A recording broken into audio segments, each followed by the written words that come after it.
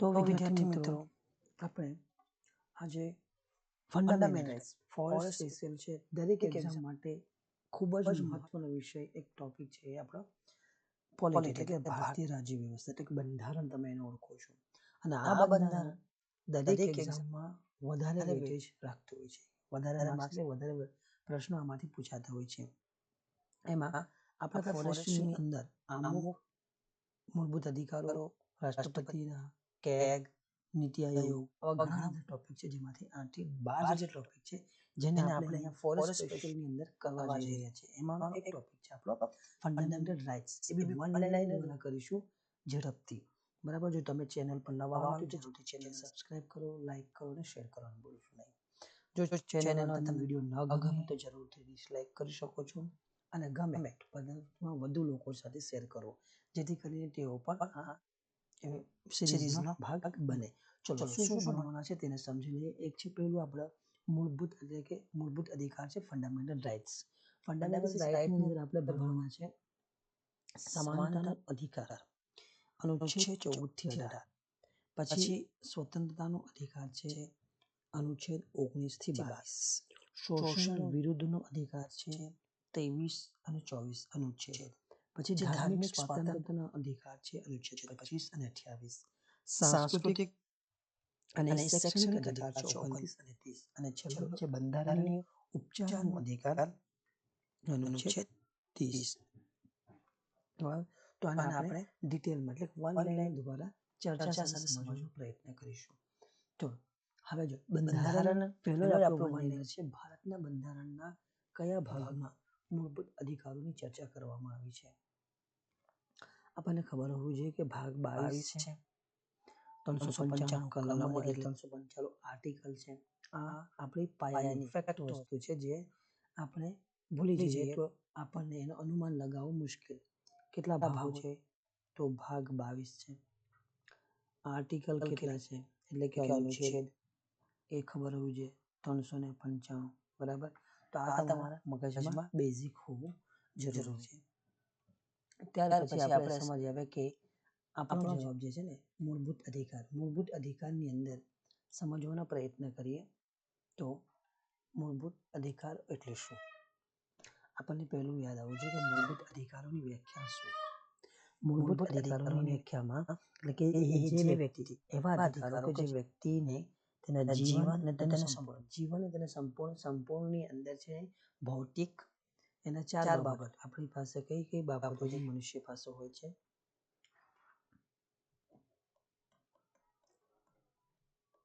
ભૌતિક, સામાજિક, આર્થિક અને ધાર્મિક કહો કે સાંસ્કૃતિક. બરાબર? ધાર્મિક ની અંદર બધું જ આવી જાય. તો આ 4 બાબતોમાં જેમાં કોઈ પણ રાજ્ય હસ્તક્ષેપ કરી શકે, ગમે તે પરિસ્થિતિમાં અટકાવી શકે નહીં, તો એ છે આપણા મૂળભૂત અધિકારો. બરાબર? આ મૂળભૂત અધિકારોની વ્યાખ્યા. બરાબર? હવે તમને સમજમાં આવ્યું કે સંપૂર્ણ એવા અધિકારો કે જેમાં રાજ્ય પણ કોઈ હસ્તક્ષેપ કરી શકતું નથી, તે વ્યક્તિ માટેના તેના મૂળભૂત અધિકારો છે. અને લખ્યા છે ભાગ 3 ની અંદર, જે આપણો પ્રશ્નનો જવાબ છે. હવે મૂળભૂત અધિકારોનો ઇતિહાસ પણ આપણને ખબર હોવો જોઈએ કે મૂળભૂત અધિકારોનો ઇતિહાસ ખૂબ જ જૂનો છે. ક્યાંથી શરૂઆત છે? શરૂઆત થાય છે ઇંગ્લેન્ડમાં અને 1215 ની અંદર. ક્યાંથી થાય છે શરૂઆત? ઇંગ્લેન્ડમાં થાય છે 1215માં ઇંગ્લેન્ડથી. હવે ઇંગ્લેન્ડ મેગ્ના કાર્ટા શહેરમાં છે. સૌપ્રથમ ત્યાં મૂળભૂત અધિકારોની ચર્ચાની શરૂઆત થઈ. ત્યાર પછી જોઈએ તો 1215 પછી 1789 પછી બીજી શરૂઆત થાય છે 1789માં ફ્રાન્સે પોતાના જે મેમોરેન્ડમ હતા એની અંદર એને મૂળભૂત અધિકારોને સ્થાન આપ્યું. કયું સ્થાન આપ્યું? એટલે એની શરૂઆતથી બંધારણમાં સ્થાન આપવાની. ક્યાં? ફ્રાન્સ દ્વારા 1789માં. ત્યાર પછી ત્રીજા ક્રમ પર આવે છે યુએસએ એટલે કે અમેરિકા દ્વારા પણ 1791માં પોતાના બંધારણમાં મૂળભૂત અધિકાર પત્ર, કયું અધિકાર પત્રની નામથી એમણે સ્થાન આપવાનું, મૂળભૂત અધિકારોને સ્થાન આપ્યું. તો આ 3 ઇતિહાસ થયા. હવે જોઈએ કે યુએન જે મોટી સંસ્થા છે ને, યુએન જે આપણે ભણવાના છે કે ઇન્ટરનેશનલ સંસ્થા, આંતરરાષ્ટ્રીય સંસ્થાઓ છે, એમાં યુએનમાં પણ માનવ અધિકારોને સ્થાન આપવામાં. ક્યારે? તો એની શરૂઆત થઈ હતી 1948માં. સોરી, 1 મિનિટ, 1900 આને ભૂસી દઈએ. 1948 યુએનમાં 1948માં એને સ્થાન આપવામાં આવ્યું. કઈ રીતે? એને માનવ હકોના વૈશ્વિક ઘોષણાપત્ર તરીકે, એને માનવ હકોના વૈશ્વિક ઘોષણાપત્ર તરીકે અહીંયા લખી દઈએ. માનવ હકોના વૈશ્વિક ઘોષણાપત્ર, આવું નામ આપીને અંગ્રેજીમાં આપણે કહીએ છીએ universal declaration of human rights. બરાબર? એના હેઠળ તે શીર્ષક હેઠળ એને મૂળભૂત અધિકારોને સ્થાન આપ્યું. તો ભારતમાં બી મૂળભૂત અધિકારો ક્યાંથી આવે છે એવો પ્રશ્ન થાય. તો ભારતમાં મૂળભૂત અધિકારનો ઇતિહાસ છે. તે કયો છે એ સમજી લઈએ કે મૂળભૂત અધિકારો છે આપણે અહીંયા ભારતમાં 1895માં શરૂઆત થઈ હતી. કોના દ્વારા? INS એટલે કે તમે ભારતીય રાષ્ટ્રીય કોંગ્રેસ દ્વારા સૌપ્રથમ મૂળભૂત ભારતમાં જોઈએ તો ભારતમાં 1855માં આના પરથી રાષ્ટ્રીય ભારતીય કોંગ્રેસ, ભારતીય રાષ્ટ્રીય કોંગ્રેસની સ્થાપના આપણે ક્યાં? 1885માં મુંબઈમાં સંસ્કૃત પાઠ, તેજ પાઠ શાળાની અંદર પહેલું એનું સંમેલન ભરાયું હતું ભારતીય રાષ્ટ્રીય કોંગ્રેસનું. તો આપણને આગળ એક્ઝામમાં પૂછાઈ ગયા છે કોંગ્રેસના અધિવેશનો. બરાબર? તો આ પણ આવી છે, એને પણ કનેક્ટ કરી લીધું છે. બરાબર? તો 1895માં ભારતીય બંધારણની અંદર મૂળભૂત અધિકારોની માંગની શરૂઆત થાય છે. ત્યાર પછીનો ઇતિહાસ જોઈએ તો 1915માં એની બેસન્ટ દ્વારા, કોની દ્વારા? એની બેસન્ટ દ્વારા મૂળભૂત અધિકારની માંગ થાય છે. કયા હેઠળ? ભારતીય બંધારણીય ખરડા હેઠળ. એને નામ આપ્યું હતું કયું? ભારતીય બંધારણીય ખરડા હેઠળ એને મૂળભૂત અધિકારોની માંગ કરી. ત્યાર પછી જોઈએ તો 15 એટલે 20 વર્ષ પછી 1925ની અંદર એક મિનિટ ભૂસી દઈએ અને ઇતિહાસને આપણે જવા દઈએ.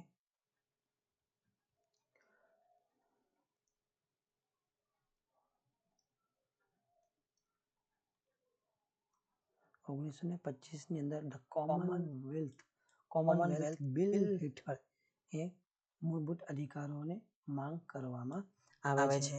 પછી આવે છે ત્યાર પછી ત્રીજા નંબર પર આવે છે એટલે કે 1925 3 વર્ષ રહીને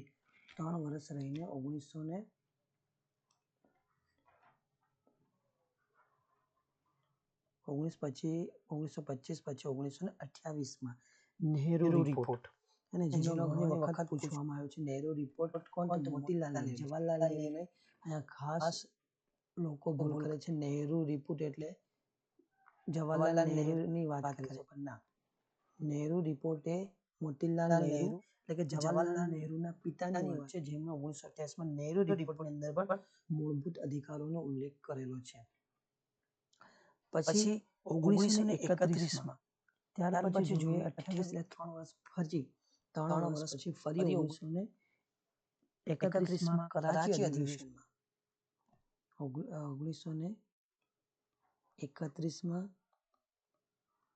કરાચી કયું? તો ભારતીય રાષ્ટ્રીય કોંગ્રેસનું જે પહેલું અધિવેશન હતું ત્યાં પણ ઉલ્લેખ થયો. અને પછી 1931માં ફરી કરાચી અધિવેશનમાં ભારતીય રાષ્ટ્રીય કોંગ્રેસ દ્વારા મૂળભૂત અધિકારોની માંગ થઈ ત્યારે અને ગાંધીજી દ્વારા પણ દ્વારા પણ ગોળમેજી પરિષદમાં કઈ ગોળમેજી પરિષદમાં મૂળભૂત અધિકારોની માંગ થઈ હતી. બરાબર, તો આ તો મૂળભૂત અધિકારો. હવે તમને આગળના વન લાઇનરને સમજવા માટે સરળતા રહેશે. આ આપણે ઇતિહાસ ભણી ગયા. હવે આગળના ટોપિક જેથી તમે યાદ રાખશો તેમ તમે અહીંયા વન લાઇનરમાં ચર્ચા સાથે એને કરતા જઈશું. ચલો આગળ વધીએ છીએ. તો ભારતના બંધારણના કયા અનુચ્છેદમાં મૂળભૂત અધિકારોની જોગવાઈ કરવામાં આવી? અનુચ્છેદ 12 થી 35. પછી ત્રીજો વન લાઇનર છે આપણો, એ છે ભારતના બંધારણના કયા ભાગને ભારતનું મેગ્ના કાર્ટા કહેવામાં આવે છે? તમને આપણે આગળમાં ચર્ચા કરી ગયા કે 1215માં ઇંગ્લેન્ડના મેગ્ના કાર્ટા શહેરમાં એની શરૂઆત થઈ હતી મૂળભૂત અધિકારોની. બરાબર, તો ઇતિહાસમાંથી આપણને પ્રશ્નો જવાબ મળી જાય કે ભાઈ આપણે અહીંયા ભાગ 3 ની અંદર મૂળભૂત અધિકાર આપ્યા છે, એટલે ભાગ 3 મૂળભૂત અધિકાર એ ભારતનું મેગ્ના કાર્ટા કહેવાય. ત્યાર પછી સૌપ્રથમ કયા દેશે મૂળભૂત અધિકારોને બંધારણમાં સ્થાન આપ્યું હતું? ફ્રાન્સ. બરાબર, કઈ સાલમાં આપ્યું હતું? હમણાં ભણી ગયા છે 1789માં. બરાબર, આપણે એની ચર્ચા કરીને હમણાં જ કરી છે. 1789માં એને મૂળભૂત અધિકારને પોતાના બંધારણમાં સ્થાન આપ્યું. ત્યાર પછી જોઈએ ભારતના બંધારણ દ્વારા ભારતના લોકોને કુલ કેટલા અધિકારો પ્રદાન કરવામાં આવે છે? હમણાં હાલ વર્તમાનમાં કેટલા છે? હાલ વર્તમાનમાં 6 છે. બરાબર, 6 જેને આપણે પહેલા ટાઇટલમાં ભણી ગયા કે 6 અધિકારો કયા કયા છે તે કયા? અહીંયા સમાનતાનો અધિકાર, સ્વતંત્રતાનો અધિકાર, શોષણ વિરુદ્ધનો અધિકાર, ધાર્મિક સ્વતંત્રતાનો અધિકાર, સાંસ્કૃતિક અને શૈક્ષણિક અધિકાર, બંધન અને ઉપચારનો અધિકાર. આ 6 અધિકારો છે. હવે પછી ભારતના બંધારણના દ્વારા ભારતના લોકોને કુલ કેટલા મૂળભૂત અધિકારો પ્રદાન કરવામાં આવ્યા હતા? પાછળ જો હતા લખ્યું છે એટલે કેટલા હતા? પહેલા તેના મૂળભૂત અધિકારોના ઇતિહાસમાં 7 હતા. પહેલી શરૂઆતમાં 7 હતા. એને 7મા બંધારણીય અધિકાર હતો મિલકતનો અધિકાર.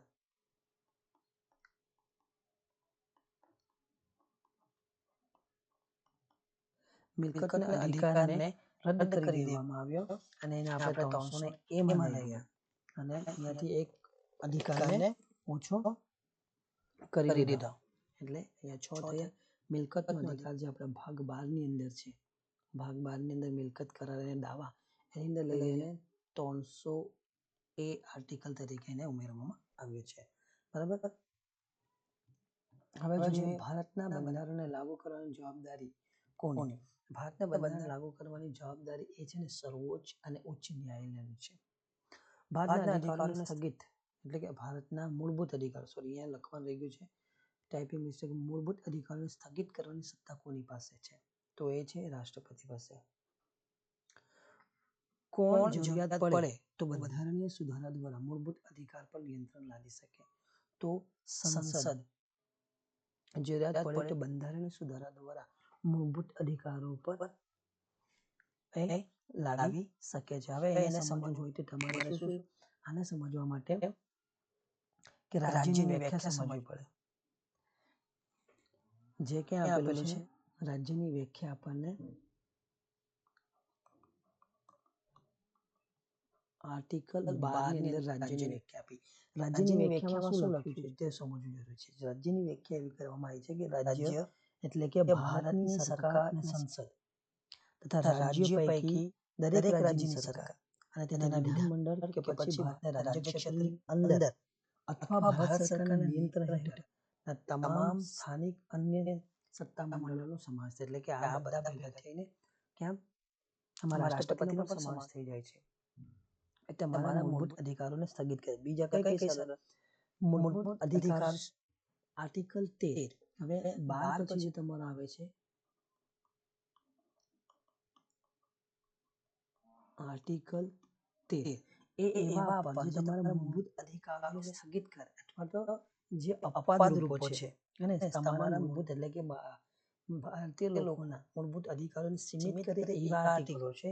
એ 13 આર્ટિકલની અંદર કયા 1, 2, 3 એનો ઉલ્લેખ છે. એ પહેલું એ છે કે પહેલો અનુચ્છેદ આર્ટિકલ 13 માં મૂળભૂત અધિકારોથી વિરુદ્ધ હોય તેવા કાયદાઓ શૂન્ય ગણાશે. એટલે સર્વોચ્ચ ન્યાયાલયની ભૂમિકા આવે અહીંયા આગળ.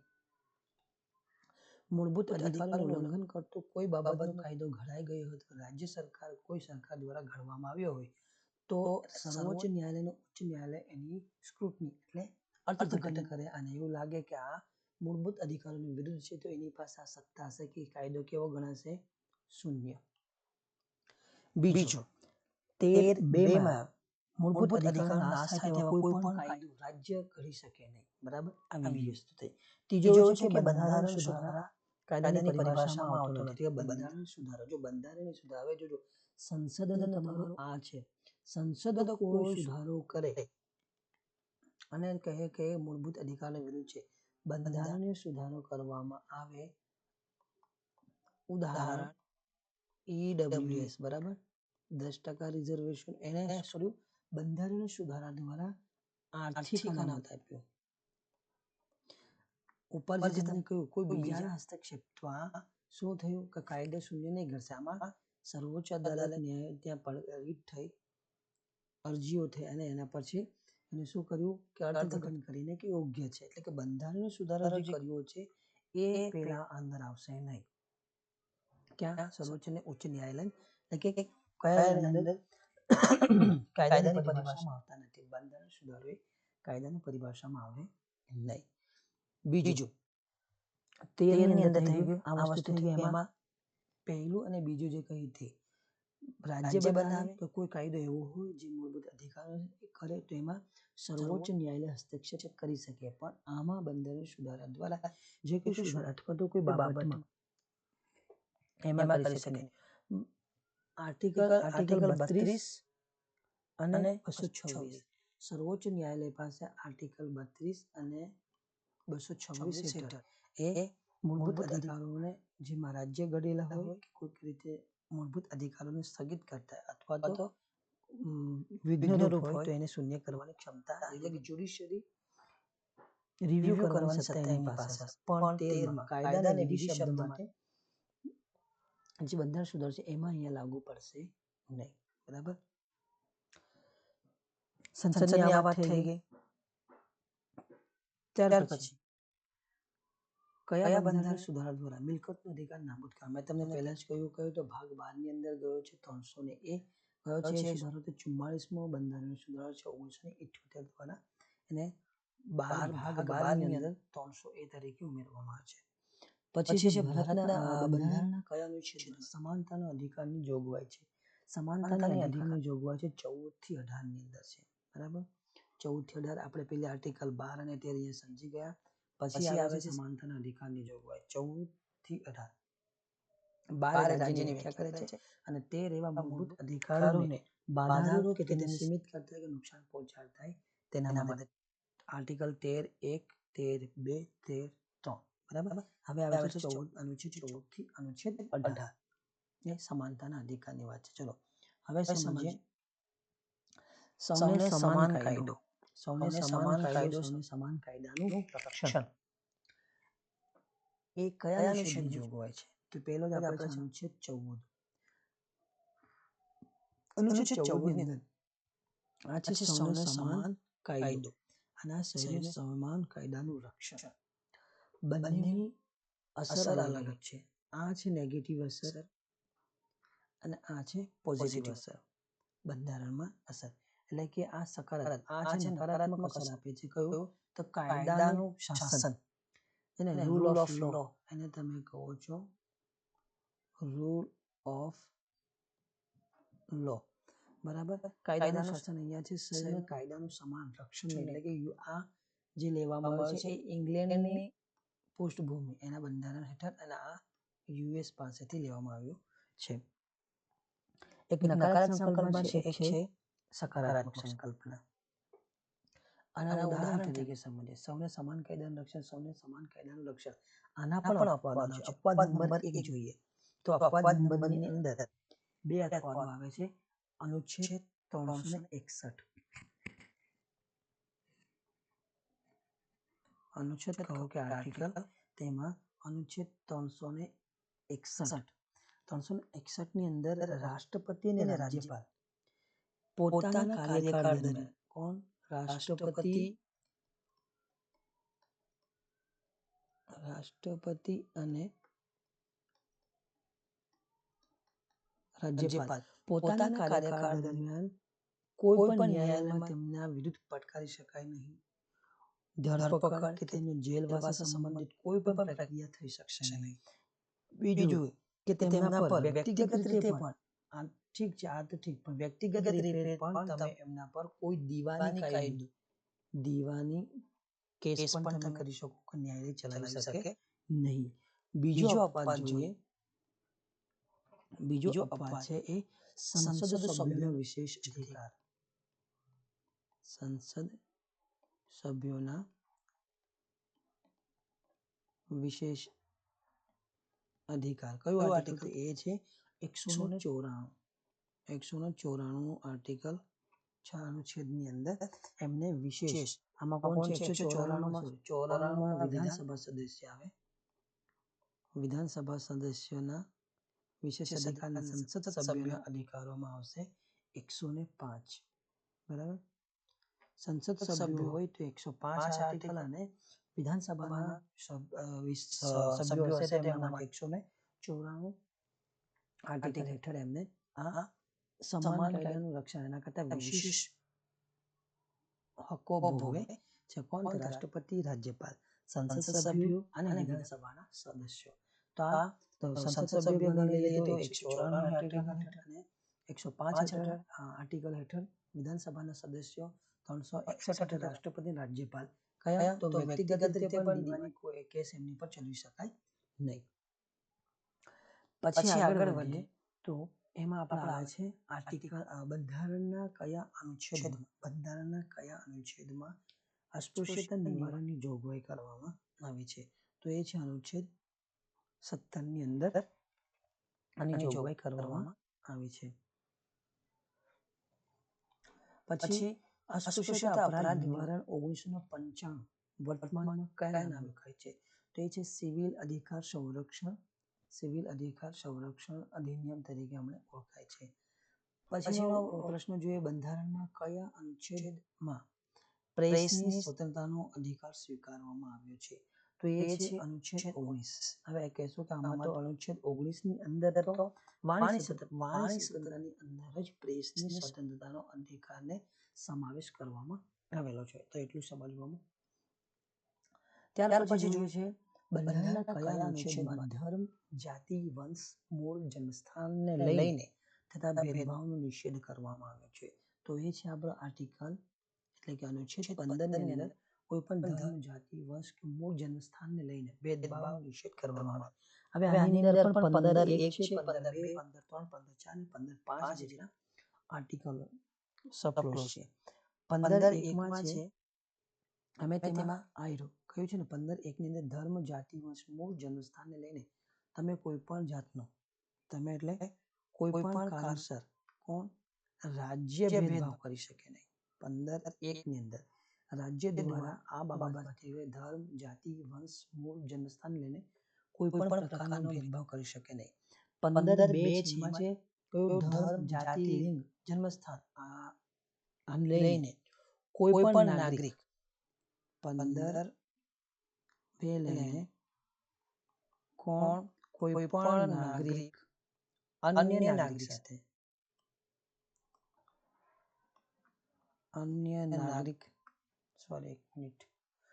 નાગરિક સાથે કોઈ પણ પ્રકારનો ભેદભાવ કરી શકે નહીં.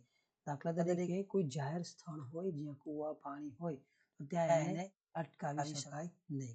કોઈ પણ નાગરિકને તેના ધર્મ, જાતિ, વંશ, મૂળ સ્થાનના લીધે તમે એને કોઈ પણ રીતે અટકાવી શકો નહીં. પછી આવે છે 15(3). 15(3) ની અંદર 15(1) સમજી ગયા, એમાં રાજ્ય કોઈ ભેદભાવ કરી શકે નહીં. 15(2) સમજી ગયા, કોઈ નાગરિક અન્ય નાગરિક સાથે ભેદભાવ કરી શકે નહીં. 15(3) સમજીએ, 15(3) ની અંદર સ્ત્રી અને બાળકો માટે વિશેષ અધિકાર, સ્ત્રી અને બાળકોના માટે વિશેષ સવલત એટલે કે વિશેષ ખાસ જોગવાઈ કરવા માટે રાજ્યને કોઈ અટકાવી શકે નહીં. પછી આવે છે 15(4). 15(4) ની અંદર પણ રાજ્ય સામાજિક અને શૈક્ષણિક આમાં આવશે કયા?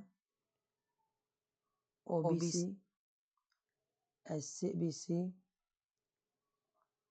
SC અને ST આવા સમુદાય માટે પણ તમે વિશેષ જોગવાઈ કરતા રાજ્યને કોઈ અટકાવી શકે નહીં કે 15-4 પછી આવે છે 15-5.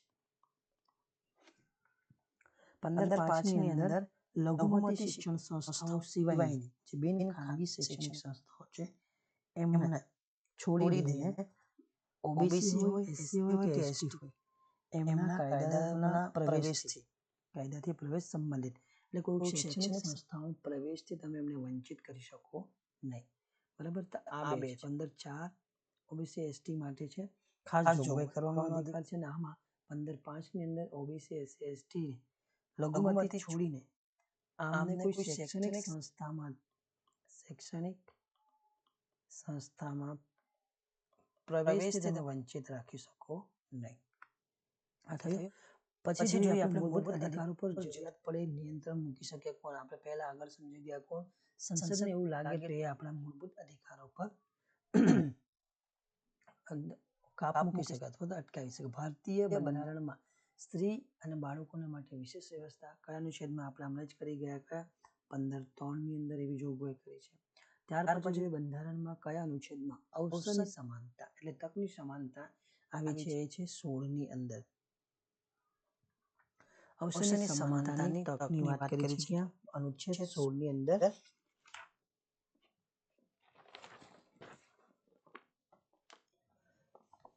સોની અંદર આપણે જોયું તો કયું સુધારો કરવામાં આવ્યો તો હમણાં અને ઈડબ્લ્યુએસ 10% જે કઈ અવસરની સમાનતાના લીધે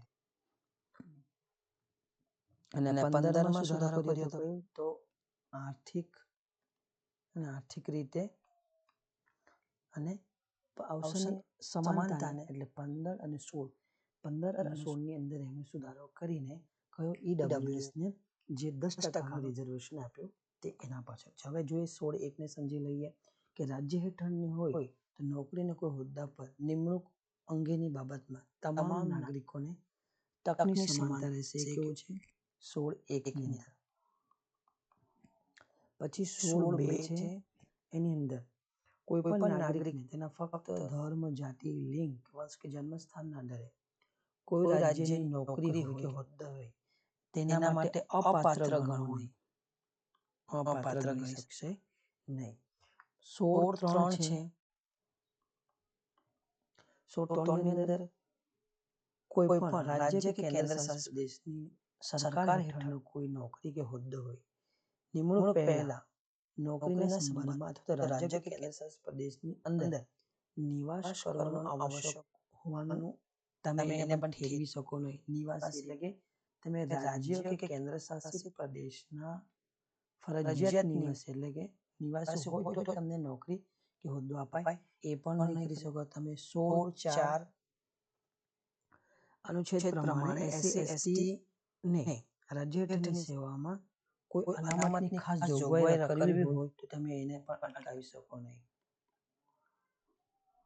બરાબર. અનામતની ખાસ જોગવાઈ નોકરી હોદ્દા માટે તમે તેમાં અટકાવી શકો. 16(5) માં છે જે ધાર્મિક અને સાંપ્રદાયિક કામકાજ સંબંધી હોય તો તમે કોઈ સંચાલક મંડળ કોઈ અમુક ધાર્મિક સંપ્રદાયનો હોય તો તેઓ પણ તમે તેને ઠેરવી શકો નહીં. પછી બંધારણમાં કયા અનુચ્છેદમાં ઇનકાબુ એટલે કે પારિતોષિકની નાબૂદી કરવામાં આવી છે એ છે અનુચ્છેદ 18 ની અંદર. અનુચ્છેદ 18 ની અંદર તમે કોઈ પણ પ્રકારના પારિતોષિક લઈ શકો નહીં. ઇનકાબુની નાબૂદી કરવામાં આવી છે. આની અંદર જોઈએ તો ઇનકાબુની અંદર એક ખાસ જોગવાઈ કે આપણને તો પારિતોષિક બધા ઘણા બધા મળે છે તો એ બધા કોને તો રાષ્ટ્રપતિની મંજૂરી વગર તમે લઈ શકો નહીં. સંમતિ હોદ્દો કે ઇલકાબ તમે સ્વીકારી શકો નહીં ભારતને. ત્યાર પછી જોઈએ તેમાં અપવાદ વિધેય સર્વોચ્ચ ન્યાયાલય કયા તો બંધારણનું ઉલ્લંઘન કયું તો ભારત રત્ન પછી પદ્મ વિભૂષણ પદ્મશ્રી આવા છે સન્માનો તમે સ્વીકારી શકો એ આર્ટિકલ 18 નું ઉલ્લંઘન નથી. એસટી એસસી ની નોકરીની ભરતીમાં અનામતની છૂટ કયા અનુચ્છેદ હેઠળ છે તો આપણે કરી ગયા 16(1) ની હેઠળ છે. ST/SC ની નોકરીને ભરતીમાં અનામતને ચાલુ રાખવાની કયા બંધારણ સુધારો કરવામાં આવ્યો? એ બંધારણ કયો હતો? ચાલુ રાખવાનો 77માં બંધારણ સુધારો કરવામાં આવ્યો 1995માં. પછી જે સામાજિક અને શૈક્ષણિક પછાત વર્ગની અનામત અંગે કયા આયોગનો ચુકાદો જાણીતો છે? તો એ છે મંડલ આયોગ. મંડલ આયોગનો ચુકાદો બહુ ચર્ચાસ્પદ રહ્યો. બરાબર. બંધારણમાં કયા અનુચ્છેદમાં વાણી અને અભિવ્યક્તિની સ્વતંત્રતાનો સ્વીકાર થયો છે? 19(1)માં.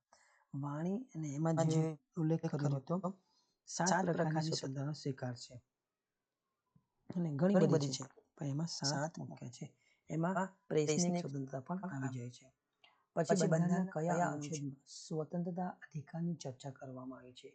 સ્વતંત્રતા અધિકાર, સ્વતંત્રતાનો અધિકારને એ 19 થી લઈને 24 ની અંદર સ્વતંત્રતાના અધિકારની ચર્ચા કરવામાં આવી છે અને આપણે રાઇટ ટુ લિબર્ટી પણ કહીએ છીએ. 19(1)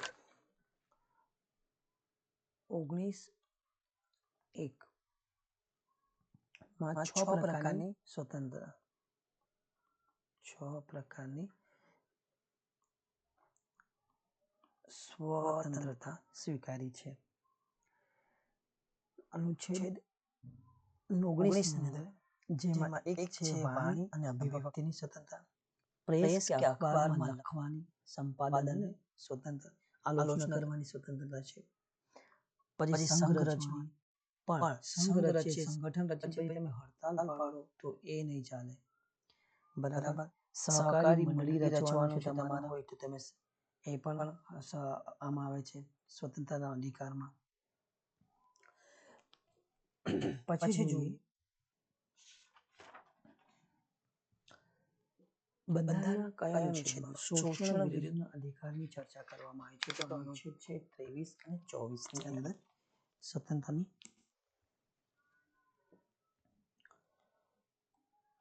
સ્વતંત્રતા અધિકારમાં અનુચ્છેદ 19 કેટલા પ્રકારની સ્વતંત્રતા? આપણે પહેલા જ કરી ગયા 6 પ્રકારની. બરાબર.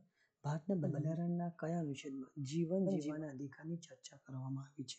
જીવન જીવવાના અધિકારની ચર્ચા 21 ની અંદર કરવામાં આવી છે.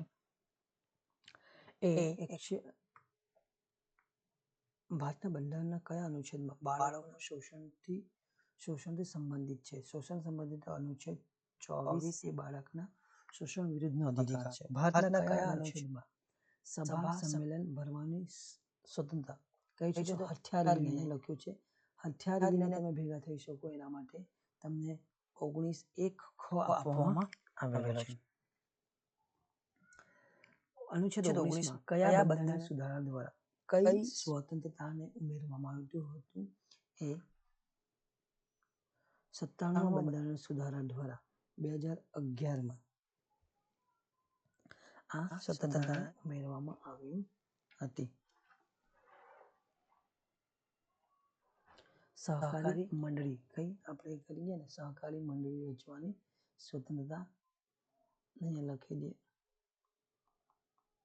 સહકારી મંડળની રચના કરવાની સ્વતંત્રતા 97મું બંધારણ સુધારા 2011માં આ સ્વતંત્રતા ઉમેરવામાં આવી. પછી છે ભારતના બંધારણના કયા અનુચ્છેદમાં 6 થી 14 વર્ષના બાળકો માટે શિક્ષણનો અધિકાર આપવામાં આવ્યો? 21(ક) હેઠળ. 21(ક) હેઠળ એને આપવામાં આવ્યો. કયા બંધારણના સુધારા દ્વારા ભારતના બંધારણમાં અનુચ્છેદ 21(ક) ઉમેરાયો? 86મો બંધારણ સુધાર્યો હતો 2002 ની અંદર, તે શિક્ષણનો અધિકાર તરીકે. બંધારણના કયા અનુચ્છેદમાં સંઘ સંગઠન રચવાની જોગવાઈ કરવામાં આવી? તો 19(1)(ગ) ની અંદર. ભારતના બંધારણના કયા અનુચ્છેદમાં દોષિદ્ધિઓના રક્ષણ, દોષિદ્ધિમાં સંરક્ષણની જોગવાઈ, બંધારણ ઉપાયનો અધિકાર છે તમારો અનુચ્છેદ 20. ભારતના બંધારણના કયા અનુચ્છેદમાં ધરપકડ અટકાયત સામે રક્ષણ જોગવાઈ કરવામાં આવી? તો એ છે અનુચ્છેદ 22 ની અંદર. ભારતના બંધારણ મુજબ કેટલા વર્ષથી ઓછી ઉંમરના બાળકોને ખાણ ખનીજના કારખાનામાં જેવા જોખમી સ્થળોએ કામ પર રાખવા પર પ્રતિબંધ છે? તો એ 14 વર્ષથી ઓછી ઉંમરના બાળક હોય તો તમે તેને કામ પર રાખી શકો નહીં. પછી છે બંધારણના કયા અનુચ્છેદમાં માનવ વેપાર કે વેઠ પ્રથા પર પ્રતિબંધ મુકાયો? તો એ છે અનુચ્છેદ 23 દ્વારા માનવ વેપાર કે વેઠ પ્રથા પર પ્રતિબંધ મૂકવામાં આવ્યો. પછી છે ભારતના બંધારણ મુજબ કોઈ પણ વ્યક્તિની ધરપકડ કર્યા પછી તેને કેટલા સમય પછી નજીકના મેજિસ્ટ્રેટ સમક્ષ રજૂ કરવો પડે? તમારે 24 કલાક પછી ગમે ત્યાં નજીકના મેજિસ્ટ્રેટ સમક્ષ તમારે એને ઉપસ્થિત કરવા લઈ જવું ફરજિયાત છે. બંધારણ કયા અનુચ્છેદમાં ભારત દેશમાં હરવા ફરવાની સ્વતંત્રતાનો અધિકાર ઉલ્લેખ થયો? તો એ છે આપણા 19(1) ઘ. 19(1) ઘ એને શું દેશમાં રહેવાની હરવા ફરવાની બધી સ્વતંત્રતા આપે છે. 19(1) ક એ વાણી અભિવ્યક્તિ, આ ઘ છે તો એ ક, તો 19 ક એને વાણી અને અભિવ્યક્તિની સ્વતંત્રતા આપે છે. પછી 19 ખ શાંતિ અને શસ્ત્ર વિના, શાંતિપૂર્વક શસ્ત્ર વિના ભેગા થવા માટેનું આપે છે. એટલે ક અહીંયા 2 ક, 1 ક, 2 ખ બરાબર ગ. પછી તો ક પછી ખ અને ગ, પછી ઘ. ગ ની અંદર છે સંગઠન અને સંઘો એટલે કે સહકારી મંડળી રચવાનું. તો 2011 નો સુધારો કયો છે? બંધારણ સુધારો 97મો બંધારણીય સુધારા દ્વારા 97મો બંધારણીય સુધારો 2011 સહકારી મંડળી રચવા માટેનો જે ઉમેરવામાં આવ્યો એ કયો? ગ. પછી ડ, ડી એ છે ભારતના સમગ્ર વિસ્તારમાં મુક્ત રીતે હરવા ફરવાનો તમારો અધિકાર. ત્યાર પછીનો છે એક છે ભારતના વિસ્તારમાં કોઈ પણ ભાગમાં રહેવાની, સ્થાયી થવા માટેની પણ છે 19 ડી ફરવાની. પછી 19 ઈ એ તમને ભારતના વિસ્તારમાં સ્થાયી થવાની, રહેવાની છૂટ આપે છે. પછી 19 જી વેપાર રોજગાર ગમે ત્યાં કરવા. 19 જી રોજગાર વ્યાપાર તમે કોઈ પણ ભારત દેશના કોઈ પણ સ્થાન કે જગ્યા પર જઈને તમે વેપાર કરી શકો છો. ત્યાર પછી ભારતના બંધારણમાં કયા અનુચ્છેદમાં જોગવાઈ છે કે કોઈ પણ વ્યક્તિ એક ગુના માટે 1 થી વધુ વાર સજા આપી શકાય નહીં? તો કયો છે ભાઈ આ અનુચ્છેદ 20. અનુચ્છેદ 20 એટલે કે કોઈ એક ગુનો કર્યો હોય અને કોઈ એક ગુનો કર્યો હોય અને એની ફરિયાદ 1 થી વધુ જગ્યાએ સેમ ગુના માટે તમે કરી શકો ને એના માટે તમે એક જ ગુના માટે વારંવાર સજા આપી શકાય ને એના માટે એક જ સજા હોય જે થતી હોય તે. ભારતના બંધારણના કયા અનુચ્છેદમાં ધાર્મિક સ્વાતંત્રતાની જોગવાઈ કરવામાં આવી છે? તો એ છે અનુચ્છેદ 25 થી લઈને 28માં ધાર્મિક સ્વતંત્રતાનો ઉલ્લેખ કરવામાં આવે છે. ભારતના બંધારણના કયા અનુચ્છેદમાં લઘુમતીઓને સાંસ્કૃતિક અને શૈક્ષણિક અધિકારો આપવામાં આવે? તે છે 29 અને 30. 29-30માં લઘુમતી સંપ્રદાયને સાંસ્કૃતિક શૈક્ષણિક અધિકારો આપવામાં આવે છે. ભારતના બંધારણના મુજબ અનુચ્છેદ કયા અનુચ્છેદ મુજબ શીખો કિરપાણ ધારણ કરવે એમની ધાર્મિક કિરપાણ ધારણ કરે તો એમના ધાર્મિક સ્વતંત્રતાનો ભાગ ગણવામાં આવ્યો છે. તો એ છે અનુચ્છેદ 25 હેઠળ. અનુચ્છેદ 25 હેઠળ શીખ સમુદાયના લોકો પુરુષ અને કિરપાણ ધારણ કરે તો એમનો કયો છે અધિકાર છે ધાર્મિક. ભારતના બંધારણના કયા અનુચ્છેદમાં પસંદગીના ધર્મને માનવાની, પાળવાની અને તેનો પ્રચાર કરવાની સ્વતંત્રતા આપે છે? એ છે અનુચ્છેદ 25. બંધારણમાં આપવામાં આવેલા ધાર્મિક સ્વાતંત્ર્યનો અધિકાર, સ્વતંત્ર અધિકાર પર રાજ્ય કયા આધારે પ્રતિબંધ લગાવી શકે? જો તમારો ધાર્મિક સ્વતંત્રતાનો અધિકાર છે એના પર જો પ્રતિબંધ લગાવવો હોય તો સંસદ દ્વારા સ્વાસ્થ્ય, લોક વ્યવસ્થા અથવા તો સદાચારનું હેઠળ તમારા ધાર્મિક સ્વતંત્રતાને સીમિત અથવા તો કેટલાક સમય માટે સ્થગિત કરી શકે, કાયમ માટે કેટલાક સમય માટે. ભારતના બંધારણના કયા અનુચ્છેદમાં અલ્પસંખ્યકોને પોતાની પસંદગીની શિક્ષણ સંસ્થા સ્થાપવાનો તેમનો વહીવટ કરવાનો અધિકાર છે. તો એ છે વહીવટ કરવા માટે. અનુચ્છેદ 30 તમે કોઈ પણ સંસ્થા સ્થાપી શકો એનો વહીવટ કરવા માટે, કઈ તો અલ્પસંખ્યકોને, બીજા નહીં. ભારતના બંધારણના કયા અનુચ્છેદમાં ભારતમાં ગમે ત્યાં નિવાસ કરવાની સ્વતંત્ર? બરાબર, આપણે પહેલા ચર્ચા કરી ગયા 19(1), 2, 3, 4 એવા. તો એમાં 19(1)(4) ની અંદર આ વ્યવસ્થા છે કે ભારતના ગમે ત્યાં તમે નિવાસ કરી શકો છો ને રહી શકો છો. જો તમને વિડીયો ગમ્યો હોય તો જરૂરથી લાઈક કરવાનું, શેર કરવાનું અને સબસ્ક્રાઈબ કરવાનું ભૂલશો નહીં. અને વધુમાં વધુ લોકો સાથે શેર કરશો. તો આપણે નવા વિડીયોમાં ફરી મળીશું. ત્યાં સુધી લઈએ રજા.